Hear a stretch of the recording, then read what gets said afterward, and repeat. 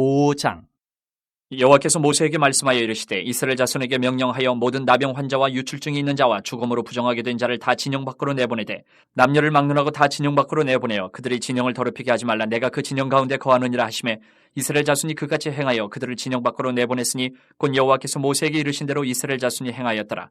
여호와께서 모세에게 말씀하여 이르시되 이스라엘 자손에게 이르라. 남자나 여자나 사람들이 범하는 죄를 범하여 여호와께 거역함으로 죄를 지으면 그 지은 죄를 자복하고 그 죄값을 온전히 갚되 5분의 1을 더하여 그가 죄를 지었던 그 사람에게 돌려줄 것이요 만일 죄값을 받을 만한 친척이 없으면 그 죄값을 여호와께 드려 제사장에게로 돌릴 것이니 이는 그를 위하여 속죄할 속죄의 순양과 함께 돌릴 것이니라. 이스라엘 자손이 거제로 제사장에게 가져오는 모든 성물은 그의 것이 될 것이라. 각 사람이 구별한 물건은 그의 것이 되나니 누구든지 제사장에게 주는 것은 그의 것이 되느니라. 여호와께서 모세에게 말씀하여 이르시되 이스라엘 자손에게 말하여 그들에게 이르라. 만일 어떤 사람의 아내가 탈선하여 남편에게 신의를 저버렸고 한 남자가 그 여자와 동침하였으나 그의 남편의 눈에 숨겨 드러나지 아니하였고 그 여자의 더러워진 일에 증인도 없고 그가 잡히지도 아니하였어도 그 남편이 의심이 생겨 그 아내를 의심하였는데 그의 아내가 더럽혀졌거나 또는 그 남편이 의심이 생겨 그 아내를 의심하였으나 그 아내가 더럽혀지지 아니하였든지 그의 아내를 데리고 제사장에게로 가서 그를 위하여 보리가루 10분의 1 에바를 헌물로 드리되 그것에 기름도 붓지 말고 유향도 두지 말라. 이는 의심의 소재요 죄악을 기억나게 하는 기억의 소재라.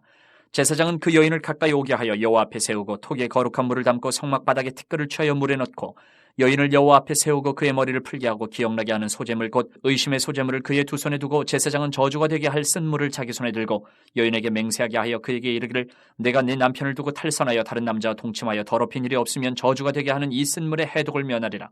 그러나 내가 네 남편을 두고 탈선하여 몸을 더럽혀서 내 남편 아닌 사람과 동침하였으면 제사장이 그 여인에게 저주의 맹세를 하게 하고 그 여인에게 말할지니라. 여호와께서 내 넓적다리가 마르고 내 배가 부어서 내가 내 백성 중에 저주거리 맹세거리가 되게 하실지라. 이 저주가 되게 하는 이 물이 내 창자에 들어가서 내 배를 붓게 하고 내 넓적다리를 마르게 하리라 할 것이요 여인은 아멘 아멘 할지니라. 제사장이 저주의 말을 두루마리에 써서 그 글자를 그 쓴물에 빨아넣고 여인에게 그 저주가 되게 하는 쓴물을 마시게 할지니 그 저주가 되게 하는 물이 그의 속에 들어가서 쓰리라. 제사장이 먼저 그 여인의 손에서 의심의 소재물을 취하여 그 소재물을 여호와 앞에 흔들고 제단으로 가지고 가서 제사장은 그 소재물 중에서 한 움큼을 취하여 그 여자에게 기억나게 하는 소재물로 제단 위에 불사르고 그 후에 여인에게 그 물을 마시게 할지라. 그 물을 마시게 한 후에 만일 여인이 몸을 더럽혀서 그 남편에게 범죄하였으면 그 저주가 되게 하는 물이 그의 속에 들어가서 쓰게 되어 그의 배가 부으며 그의 넓적다리가 마르리니 그 여인이 그 백성 중에서 저주거리가 될 것이니라. 그러나 여인이 더럽힌 일이 없고 정결하면 해를 받지 않고 임신하리라. 이는 의심의 법이니 아내가 그의 남편을 두고 탈선하여 더럽힌 때나 또는 그 남편이 의심이 생겨서 자기의 아내를 의심할 때에 여인을 여호와 앞에 두고 제사장이 이 법대로 행할 것이라. 남편은 무죄할 것이요 여인은 죄가 있으면 당하리라. 6장. 여호와께서 모세에게 말씀하여 이르시되 이스라엘 자손에게 전하여 그들에게 이르라. 남자나 여자가 특별한 서원 곧 나실인의 서원을 하고 자기 몸을 구별하여 여호와께 드리려고 하면 포도주와 독주를 멀리하며 포도주로 된 초나 독주로 된 초를 마시지 말며 포도즙도 마시지 말며 생포도나 건포도도 먹지 말지니 자기 몸을 구별하는 모든 날 동안에는 포도나무 솟아는 씨나 껍질이라도 먹지 말지며 그 서원을 하고 구별하는 모든 날 동안은 삭도를 절대로 그의 머리에 대지 말 것이라. 자기 몸을 구별하여 여호와께 드리는 날이 차기까지 그는 거룩한 즉 그의 머리털을 길게 자라게 할 것이며 자기의 몸을 구별하여 여호와께 드리는 모든 날 동안은 시체를 가까이 하지 말 것이요 그의 부모 형제 자매가 죽은 때에라도 그로 말미암아 몸을 더럽히지 말 것이니 이는 자기의 몸을 구별하여 하나님께 드리는 표가 그의 머리에 있음이라. 자기의 몸을 구별하는 모든 날 동안 그는 여호와께 거룩한 자니라. 누가 갑자기 그 곁에서 죽어서 스스로 구별한 자의 머리를 더럽히면 그의 몸을 정결하게 하는 날에 머리를 밀 것이니 곧 7째 날에 밀 것이며 8째 날에 산비둘기 2마리나 집비둘기 새끼 2마리를 가지고 회막문에 와서 제사장에게 줄 것이요 제사장은 그 하나를 속죄제물로 하나는 번제물로 드려서 그의 시체로 말미암아 얻은 죄를 속하고 또 그는 그날에 그의 머리를 성결하게 할 것이며 자기 몸을 구별하여 여호와께 드린 날을 새로 정하고 1년 된 순양을 가져다가 속건제물로 드릴지니라. 자기의 몸을 구별한 때에 그의 몸을 더럽혔은즉 지나간 기간은 무효니라. 나실인의 법은 이러하니라. 자기의 몸을 구별한 날이 차면 그 사람을 회막문으로 데리고 갈 것이요 그는 여호와께 헌물을 드리되 번제물로 1년 된 흠없는 순양 1마리와 속죄제물로 1년 된 흠없는 어린 암양 1마리와 화목제물로 흠없는 순양 1마리와 무교병 한 광주리와 고운 가루에 기름 섞은 과자들과 기름 바른 무교 전병들과 그 소제물과 전제물을 드릴 것이요 제사장은 그것들을 여호와 앞에 가져다가 속죄제와 번제를 드리고 화목제물로 순양의 무교병 한 광주리를 아울러 여호와께 드리고 그 소제와 전제를 드릴 것이요 자기의 몸을 구별한 나실인은 회막문에서 자기의 머리털을 밀고 그것을 화목제물 밑에 있는 불에 둘치며 자기의 몸을 구별한 나실인이 그의 머리털을 민 후에 제사장이 삶은 순양의 어깨와 광주리 가운데 무교병 하나와 무교전병 하나를 취하여 나실인의 두 손에 두고 여호와 앞에 요제로 흔들 것이며 그것과 흔든 가슴과 받들어 올린 넓적다리는 성물이라 다 제사장에게 돌릴 것이니라. 그 후에는 나실인이 포도주를 마실 수 있느니라. 이는 곧 서원한 나실인이 자기의 몸을 구별한 일로 말미암아 여호와께 헌물을 드림과 행할 법이며 이외에도 힘이 미치는 대로 하려니와 그거 서원한 대로 자기의 몸을 구별하는 법을 따라 할 것이니라. 여호와께서 모세에게 말씀하여 이르시되 아론과 그의 아들들에게 말하여 이르기를 너희는 이스라엘 자손을 위하여 이렇게 축복하여 이르되 여호와는 내게 복을 주시고 너를 지키시기를 원하며 여호와는 그의 얼굴을 내게 비추사 은혜 베푸시기를 원하며 여호와는 그 얼굴을 내게로 향하여 드사 평강 주시기를 원하노라 할지니라 하라. 그들은 이같이 내 이름으로 이스라엘 자손에게 축복할지니 내가 그들에게 복을 주리라.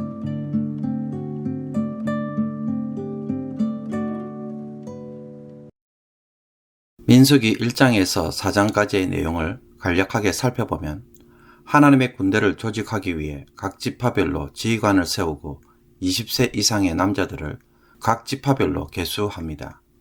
그리고 각 지파들을 성막을 중심으로 동서남북에 배치하여 진영을 이루도록 합니다. 레위 지파는 성막을 지키기 위해 별도로 구분되어 세워졌습니다. 아론의 아들들이 제사장 직무를 감당하고 그의 나머지 게르손과 고핫, 므라리 자손들은 레위인들로서 제사장을 돕고 성막의 이동과 설치, 해체를 하는 일을 맡았습니다. 하나님의 백성들이 행진을 할 때는 레위인들은 성막을 해체하여서 분담하여 운반합니다. 고핫 자손들은 성막 내에 비치된 가장 중요한 핵심 기물을 맡았습니다. 법궤와 등잔대, 진설상, 향단, 번제단, 물두멍.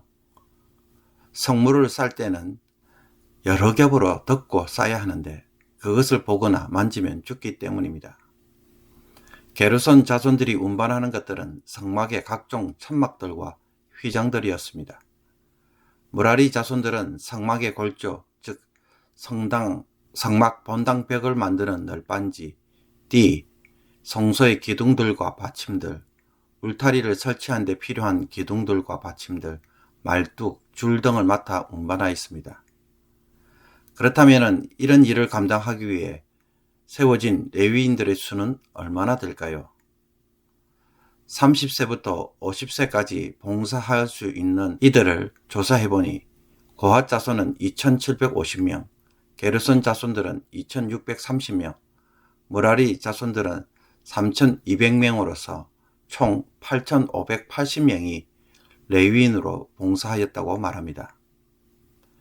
이처럼 성막을 중심으로 진영을 배치하고 성막을 책임질 레위인들을 언급하다가 갑자기 민수기 5장과 6장에 오면 성막과는 무관해 보이는 여러 이야기가 잔뜩 나열되고 있는 것을 볼 수가 있습니다.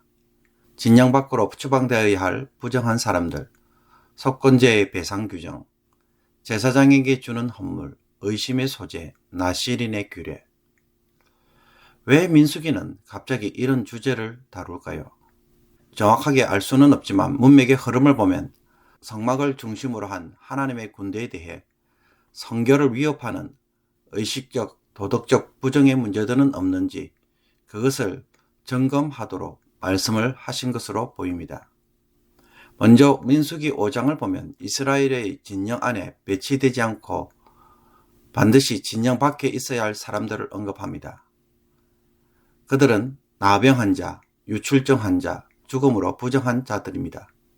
이들은 정결법에 의해 부정한 자들로 성막 중심의 공동체의 거룩성과 정결성을 오염시킬 수가 있었습니다. 진영이 오염되면 하나님의 거처인 성막도 오염이 되므로 하나님이 이스라엘 진영 가운데 머무실 수가 없는 것입니다. 그러므로 그런 오염원들은 즉시 진영 밖으로 내보내야 했습니다. 그리고 속건제에 대한 배상 규정이 곧 이어 나옵니다. 속건제는 이웃에게 물질적 피해를 입혀 공동체에 무리를 일으키고 결속을 무너뜨리는 범죄 행위에 대해 드리는 제사입니다. 그래서 지은 죄를 자복하고 그 죄값을 온전히 갚도록 합니다. 이 죄값은 피해자에 대한 금전적 배상입니다. 레위기에도 이 규례가 나옵니다. 그러나 레위기와 다른 점이 있다면 그것은 피해자에게 배상을 하고자 할 때에 가족이나 친척이 없는 경우 제사장에게 드리도록 추가되었다는 점입니다. 레위기에서 속건제를 드리는 경우는 무의식적으로 여호와의 재산, 즉 성물을 침해했을 때에 혹은 이웃의 재산에 피해를 입힌 경우 드리도록 하였습니다. 그런데 민수기에서는 남자나 여자나 사람들이 범하는 죄를 범하여 여호와께 거역함으로 죄를 지으면 속건제를 드리라고 하였습니다. 여기서 여호와께 거역함으로 짓는 죄는 여호와께 불신의 죄를 짓는 것을 의미합니다. 이것은 히브리어로 마알로서 여호와 하나님에 대하여 신실치 못함으로 지은 죄를 의미합니다. 예를 들면 하나님 앞에서 서약이나 맹세한 것을 위반한 경우입니다. 누가 나에게 맡긴 물건이나 전당물에 대해 하나님의 이름으로 맹세하며 사실을 부인하여 이웃에게 재산상의 피해를 입힌 경우 속건제로 드려야 했습니다. 그러므로 성막 공동체 내에서 이와 같이 이웃에게 피해를 입혔을 때에 진심으로 회개하고 보상을 통해 갈등과 분노를 해결할 때에 하나님은 속죄 제물을 받으시며 그 공동체가 거룩할 수 있다는 것입니다. 속건제를 드리고 배상을 할 때에 피해자의 가족이나 친척이 없는 경우 그 배상은 제사장에게 돌아가도록 하셨습니다. 제사장이 취할 몫은 이것 말고도 이스라엘 자손들이 가져오는 소재물 역시 제사장의 것이라고 말하고 있습니다. 이스라엘 자손이 거제로 제사장에게 가져오는 모든 성물은 그의 것이 될 것이라고 하였는데 여기서 나오는 거제라는 말은 흔히 들어 올리는 제사 방식을 의미합니다. 그러나 본문에서 보면 제사장에게 돌아가는 음식 봉헌물, 즉 헌물로 이해하는 것이 더 나아 보입니다. 소제를 드릴 때에 한 움큼의 밀가루를 태우고 남은 것은 제사장의 몫으로 하나님이 주셨습니다. 그런데 이 이야기 뒤에 의심의 소재가 등장합니다. 이것은 간통으로 의심을 받는 아내에 대해 남편이 그 진위 여부를 알고자 제사장에게 아내를 데려가서 보리가루 10분의 1 에바를 헌물로 드려서 죄악을 기억나게 하는 기억의 소재를 드립니다. 그러면 제사장은 여인을 하나님 앞에 세우고 거룩한 물을 토기에 담고 성막 바닥에 티끌을 취하여 썬물을 만듭니다. 이것은 맛이 쓰다기보다는 먹기 힘든 물을 말합니다. 이렇게 썬물을 만든 후에 저주의 말을 두루마리기에 써서 그것을 썬물에 넣어 빤 뒤에 그 썬물의 효과를 여자에게 설명합니다. 여기에 대해 여자가 받아들이는 맹세를 하면 제사장은 소제물을 받아 태우고 여자는 제사장의 지시를 따라 그 썬물을 마십니다. 그래서 범죄하였으면 배가 붓고 넓적 다리가 마르게 되고 그런 정세가 없으면 정결하여 해를 받지 않고 임신하게 된다는 것입니다. 얼핏 보면 이것은 불공평하게 여성에게만 적용되는 것처럼 보입니다. 그러나 이스라엘은 남성 중심의 가부장적 사회입니다. 이런 사회에서 하나님은 여성이 하나님에게 직접 호소하여 하나님의 정의로운 판결과 심판을 통해 자신의 정결함을 드러낼 수 있도록 하셨습니다. 그러므로 알고 보면 여성을 보호하기 위한 제도라고 말할 수 있습니다. 민수기 6장은 나시린의 서원과 준수사항, 부정하였을 때 어떻게 다시 성별할 수 있는지를 알려주고 있으며 나시린의 서원 기약이 끝나서 일반인으로 돌아가는 경우 어떻게 해야 할지를 알려주고 있습니다. 나시린은 개인의 목적에 따라 하나님께 자신을 성별하여 바친 사람들을 의미합니다. 그러나 제사장들처럼 성소를 섬기도록 하거나 혹은 수도사처럼 언둔 생활을 하는 것이 아니라 백성들 가운데 지냈습니다.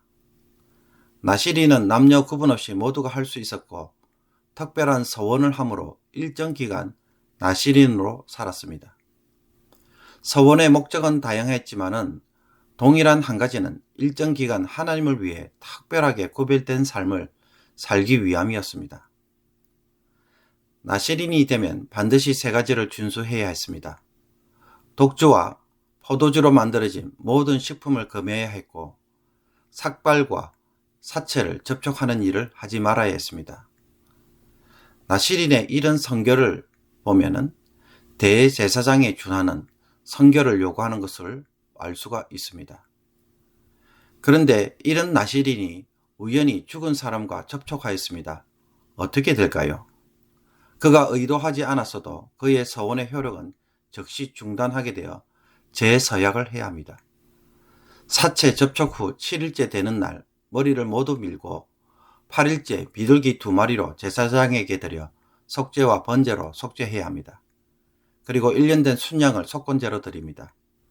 이것은 사체를 접촉하여 하나님께 봉헌된 사람, 즉 자신을 훼손하여 하나님에게 피해를 입혔다고 볼 수 있으며, 혹은 믿음의 서약을 했는데 오염으로 인해 그 서약이 깨어져서 속건제를 드렸을 것으로 보입니다. 이렇게 성결케 되면 나시린의 삶을 다시 시작할 수 있었습니다. 그리고 나시린의 서약이 끝나면 자동적으로 일반인의 신분으로 돌아가는 것이 아니었습니다.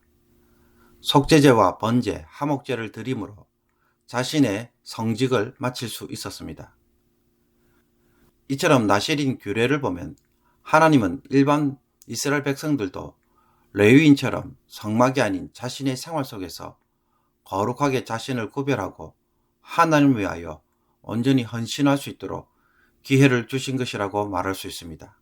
민수기 6장은 제사장들의 축복 기도로 끝을 맺는데, 이것은 성막을 중심으로 성결한 삶을 사는 백성들에게 복을 주시는 약속이라고 말할 수 있습니다.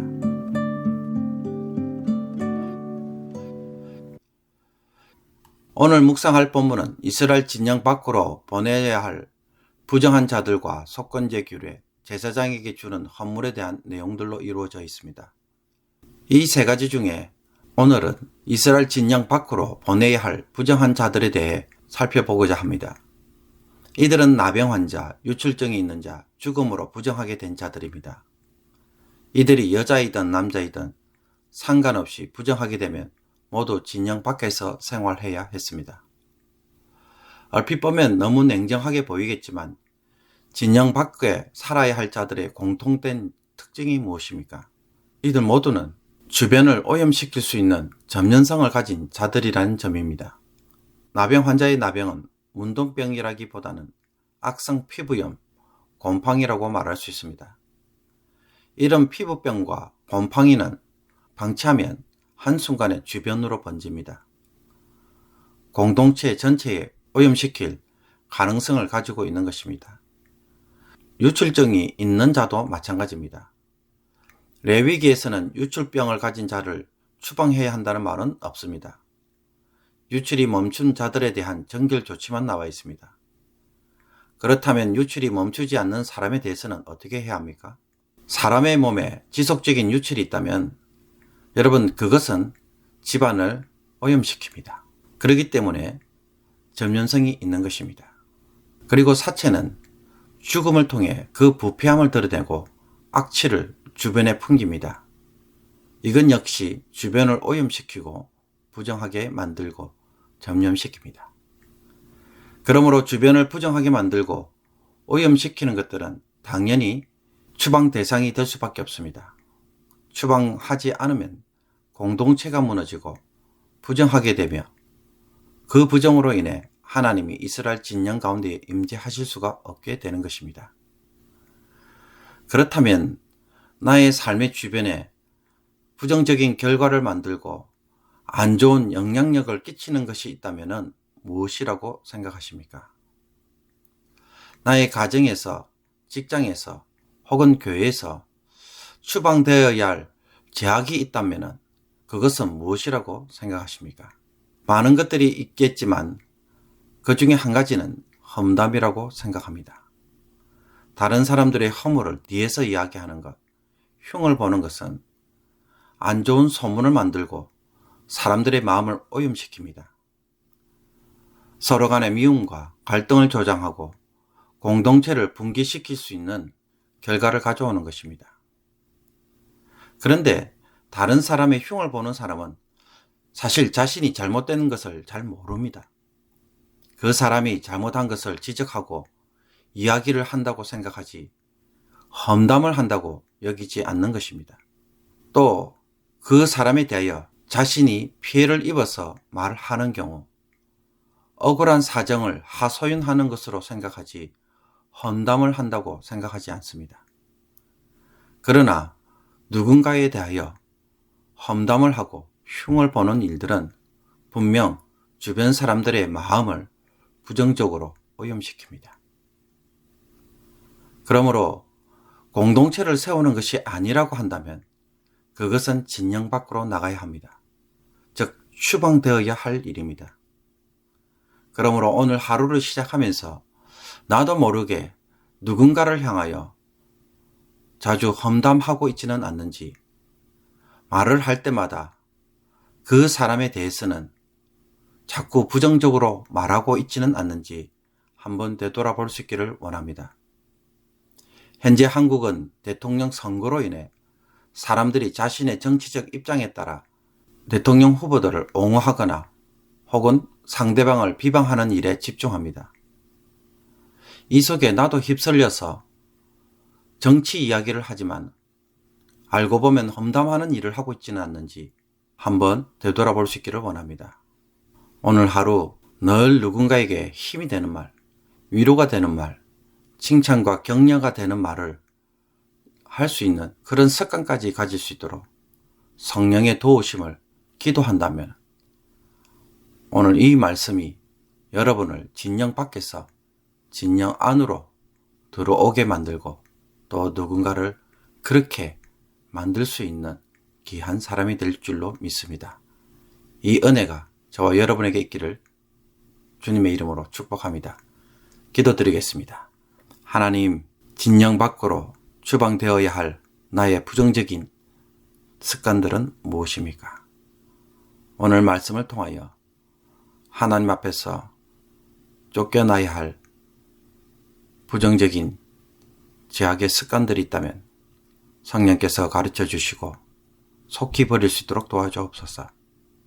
특별히 누군가를 험담하거나 다른 사람에 대하여 부정적인 말을 하거나 비방하는 말을 하는 습관이 있다면 하나님 회개하게 해주시고 그런 일로 누군가에게 상처를 입혔다면 용서를 구하게 하여 주옵소서. 이 말씀 앞에서 우리의 입술을 제어하게 해주시고 대신에 누군가에게 힘을 주고 위로를 하며 칭찬과 격려를 할 수 있는 저희들 되게 하여 주셔서 정말 필요한 말을 할 줄 아는 그러한 자들로 살아가게 하여 주옵소서. 우리의 죄악의 습관들이 고쳐지지 않으면 죄악을 쏟아낼 수밖에 없기에 하나님 오늘도 성령을 통하여 우리의 마음을 변화시켜 주시옵소서.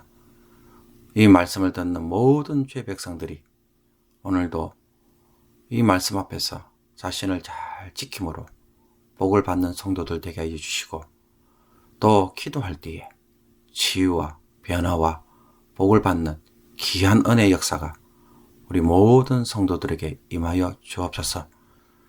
하나님 앞에서 무엇보다도 치유를 구하는 죄 백성들의 간절한 기도를 들어주셔서 눈이 완전히 낫게 하여 주시옵시고 연로하신 분들에게 하나님께서 강건함으로 역사하여 주셔서 예배를 드리는데 조금도 어려움이 없도록 늘 힘을 공급하여 주옵소서.